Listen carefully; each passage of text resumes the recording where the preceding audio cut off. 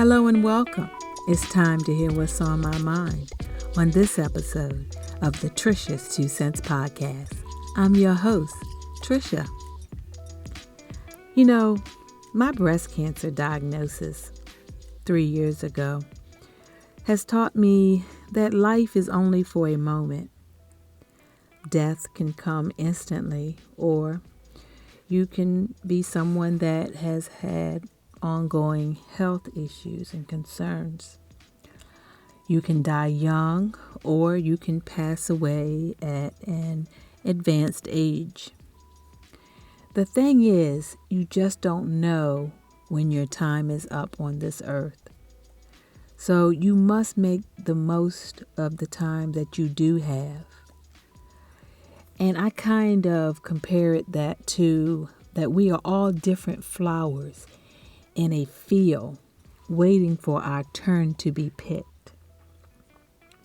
You know, I first experienced death it was first grade, and my grandfather's sister died.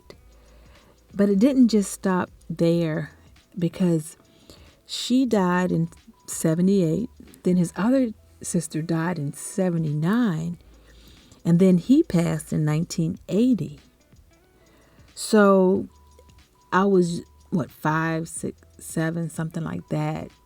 So it was hard for me to understand. I really didn't understand death. I just knew that a person had died, especially his sisters. So I really didn't, and they lived in New York. And so I didn't understand really what it was going on. You know, I'm looking from a mind of a 5, 6-year-old. And then when my grandfather died when I was about 7, I knew he was gone because he lived next door to me, him and my grandmother. And I knew they were gone. He was gone, and I missed him. And I knew he wasn't coming back. So that was kind of the extent of it, because it's hard for a child of that age to grasp that. But then I had an uncle die when I was in, I think, middle school.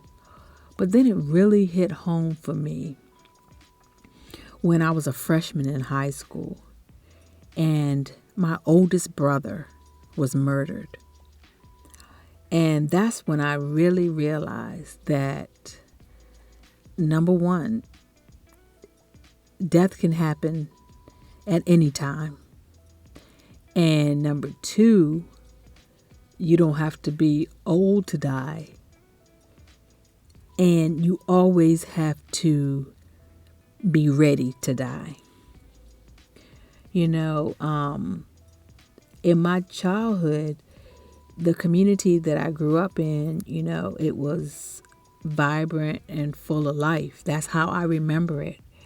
And when death hits a small town like where I'm from, it's an obvious blow to the community. So like I said, when I look back, I picture the community as being a big flower field, and some flowers being more mature than the others. And as time passes on, one set of flowers, or one generation of flowers, is being picked one by one.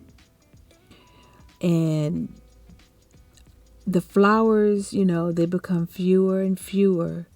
There's still some left in the field. But currently it's like one generation of flowers is being picked one by one. And now that community that I'm speaking of is really getting smaller, and the field of flowers is noticeably scarce. And as I've mentioned before, this year of 2020 has been extremely heartbreaking and sad when it comes to death. I mentioned before that there has been so many people that have passed away this year alone that I can't even count on both hands. And it is so, when it hits like the small community, like I said, where I'm from, it is devastating. You can't even mourn one person before you find out another person has passed on. And even though we all know that we are going to die, it still comes as a shock. You don't never get used to death, and it still hurts. I miss my family that has gone on and my friends. I miss my grandparents, my grandmothers, my grandfathers. I miss those that have gone on. And even though our own personal flower will be picked one day, it's not something that we can run from, And even with what's going on with the COVID-19 and everything, we have to just be mindful and careful, and we still have to live our life like our flower can be picked up at any moment. So we still have to be careful. We still have to do the things that we're supposed to do to stay healthy and vibrant and alive. And we do the best we can with what we have been given.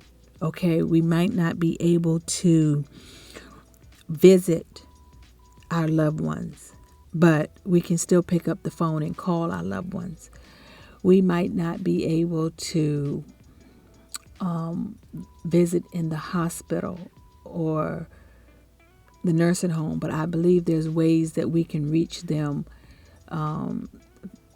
through the nurses. I think you can send things, but they have to wait a little while before they give them to the patients.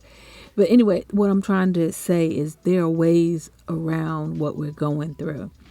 We can either make excuses or we can make lemonade out of the lemons that have been thrown our way. So I encourage you to live your life as though, like I said, your flower could be picked at any moment. But most importantly, don't let your flower be picked without Jesus as your Savior. And I'm going to leave you with John 3:16. For God so loved the world that he gave his only begotten Son, that whoever believeth in him shall not perish, but have everlasting life.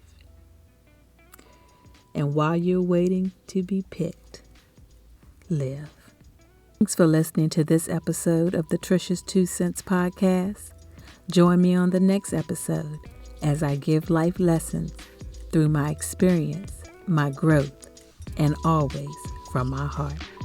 Make sure you subscribe on your favorite listening platform.